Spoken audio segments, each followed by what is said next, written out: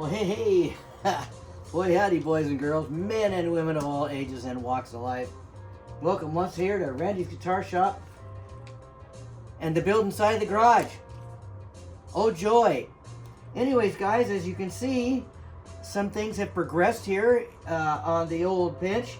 And I think what I should probably do is take you out of your cradle and let you take a look at this. This thing landed last week. I went to have coffee with a good buddy of mine that we another guitar player, band guy that I've known for decades. And he just brought this into the coffee shop and says, hey, have your way with it. What a mistake that was. Let me show you this thing real quick. This has got a beautiful bird's eye maple top on it. And I don't know if you can see it, but it's been pretty hollowed out inside. Set up, as a telly. It's got a fender neck on it. I haven't taken this apart yet to see if there's any writing under here. Usually there's writing on the back of these things, but anyways, it's got a couple of issues, like you can see maybe right here. This neck is sticking out further than this side, so we got to address that. I think the neck pocket itself is not perfect, so we're going to see what we can do with that. And he just wants a finish on it. He'll build the guitar, but he wants me to stick a finish on it. So we'll see what happens there, you guys. It looks like a pretty fun project. That's a beautiful slab. As you can see, that's thick. That's what, 3/16 of an inch? Maybe even a 1/4 inch of bird's eye maple, and the rest is mahogany. Anyways, guys, let me set this aside. We'll take a look at what we're doing. Okay, the body's finished. Got some dirt on it and stuff, but the body's finished. And we've moved on to the neck. Now I have put 3 coats of tung oil on here, which is just a wipe-on thing. I've started putting on my tuners, and one of the holes, the pre-drilled holes was bad, or it was off, so that one tuner wasn't going to be any good.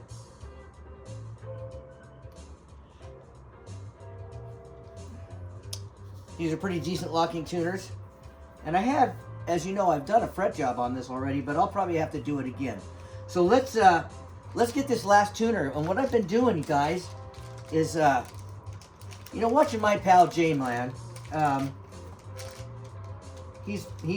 love watching him, but he does a lot of cool stuff. And one of the things he does is he lubricates these things up, which is something I've never done. I never even thought about doing it, but it's a good sound practice. So thanks, Jay. Anyways, we'll just take this wheel out of here, and we'll lubricate this a little bit. And I sure hope you're having a wonderful and a blessed day, you guys. We still got no rain and no snow around here, which is abnormal for this time of year. And this is all one piece. So it's got this little gear ratio, and you can see there's a tiny bit of something in there. But we'll take and put some of this a bit on here. Now this, guys, I happen to buy this at Harbor Freight here in the States. This stuff, this saved that Hammond organ I have. This lubricated those tone wheels so they didn't make a bunch of squeaking noise. So he said he uses this in all kinds of instances. So I'm just going to put a little dab of it in here. Little. And we'll just kind of work it in there. So we'll have that one will be all fixed up and ready to go too. Let's get a toothpick to kind of work it around in there.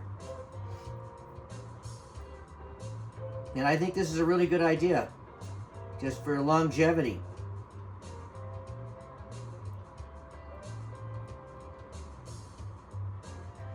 So we got that going on. That's why you have a shop apron, so you can wipe stuff on it. So we'll just sit here and work this around a little bit. These are not super high quality locking tuners, but they do work. I have them on a couple of my guitars already, and I was able to buy a bunch of sets of these, both gold and chrome, just for a song. So I have those, and I'll be using those. And since I don't play out, I'm not a professional player anymore, as you well know, just by watching me make mistakes when I play. Which you kind of don't do that much when you're playing out. At least you try not to. The only negative thing I can see to doing this, you guys, especially with the wheel, this part here on these super fine threads, is I put a little dab of that stuff on these threads. I'm kind of hoping that didn't make it so that they'll want to back out easy. We'll see, won't we? So we got to get this one placed in there and drill a new hole.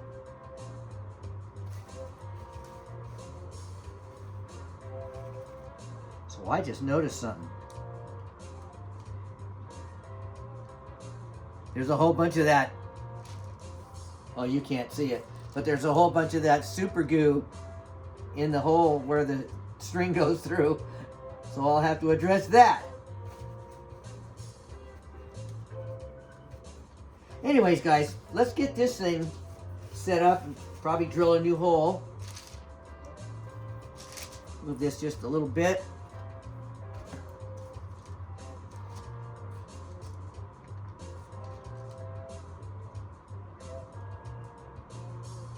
And we'll get our handy dandy alignment tool. So hopefully we'll get it lined up there good. And I did that with all these other ones to make sure they were in line. They seem to be okay.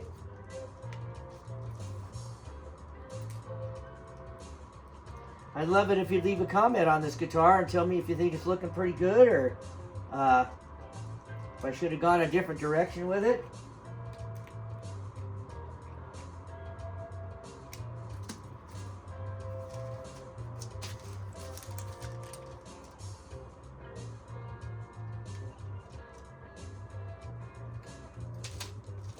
Okay. We got to step over here, get ourselves a drill, because we want to drill a little tiny pilot hole. And sadly, this poor thing is falling apart, so it just, well, this side is still okay, but that side just is broken now. That's all right, guys.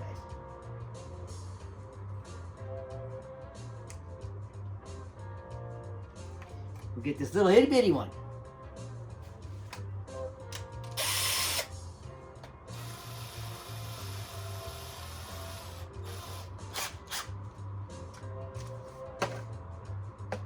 And we'll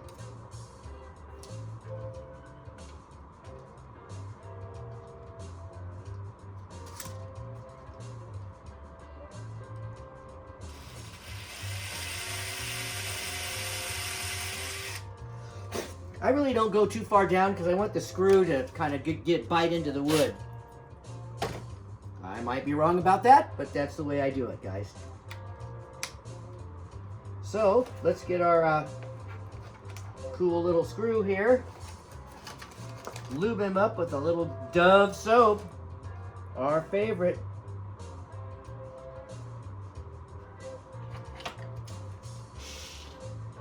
And we'll see if we can't get this guy on here without any issues.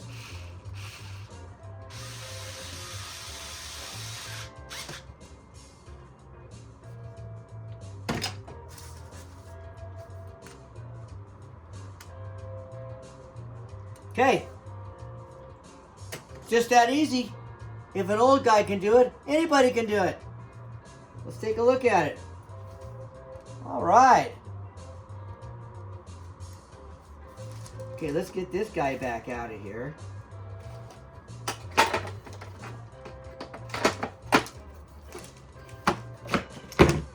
Oh, there it went.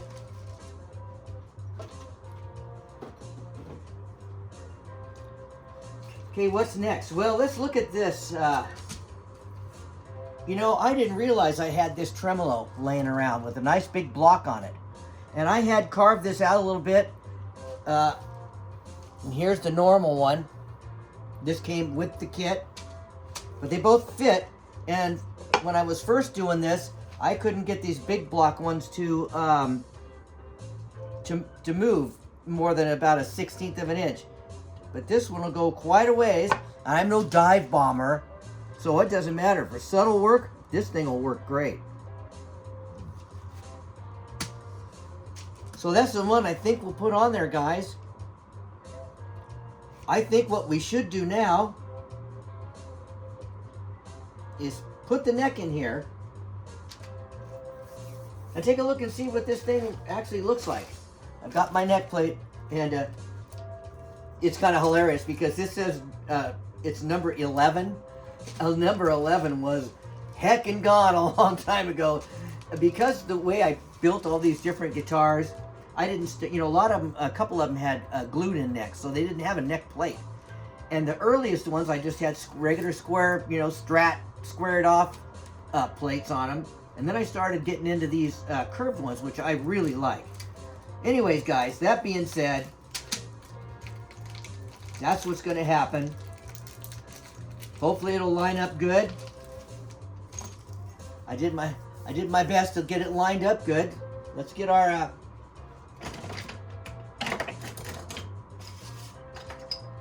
big drill out.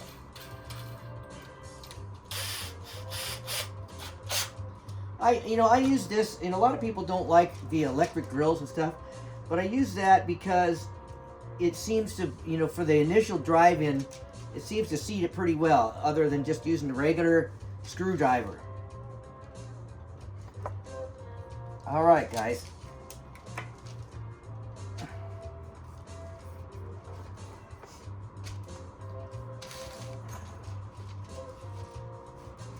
And we will put a little soap on these guys.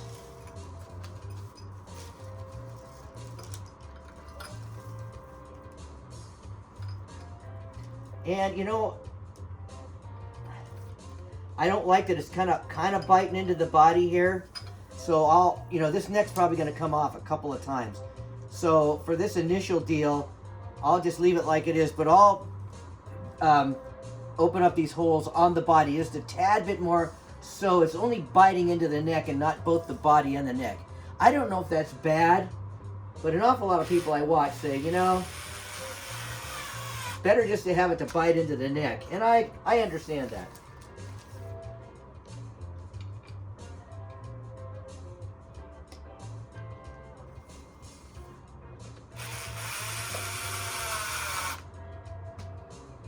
Just kind of put them in there loose.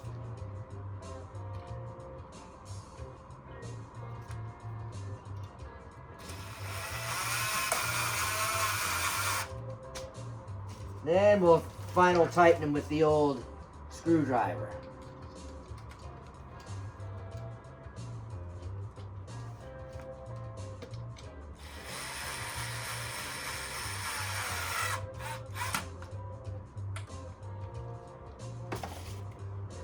All right.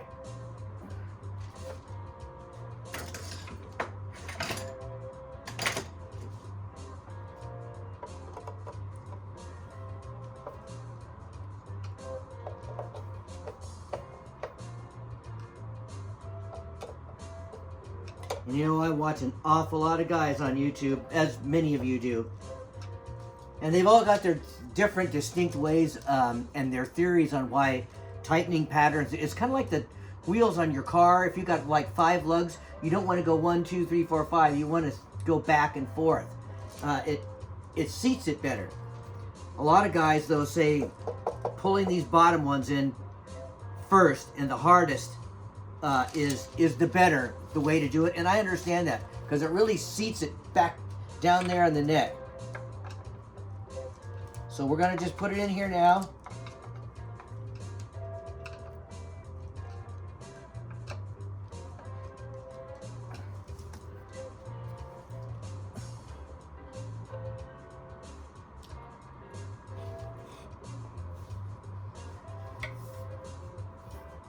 Well, there it is, guys. Kind of actually stuck together after all this time. With all the interruptions in our lives we've had lately, I'm surprised we've even got it this far. And as you can see, you know, this is not a factory, of course, and guitar building, especially finishing. To buy finished guitars is great. That's why a lot of guys modify just guitars that are already built, or they buy parts that are pre-painted and all that kind of stuff. But I enjoy this part of it, and that's what takes so long, and that's why this channel can be a little bit boring sometimes, because of this finish work and my jaw on and on. Let's get the cool pick guard out.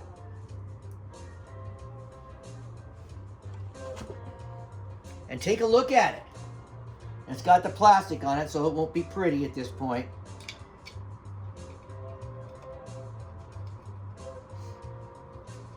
But we got to get these wires through here just to, so we can make it work. Won't have any interference at this point.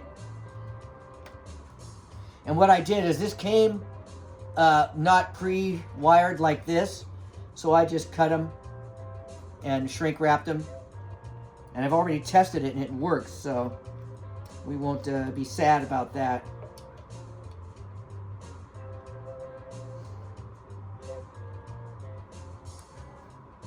Okay, trying to get this in here.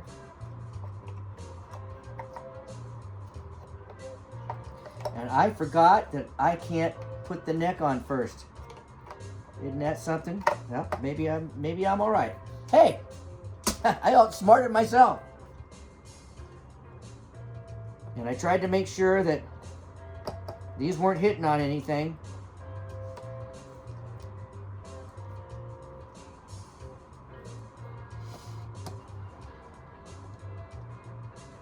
So there's that. I think that looked pretty good. I tested out a couple different ones. I put a bright white pearl one on there, and I put a blue one on there, and didn't put a black one on there, and I didn't put like a cream colored one. But I used tried a couple different ones, and I like this one on here. Just my own personal preference here. We'll stick this guy on here and see how he looks.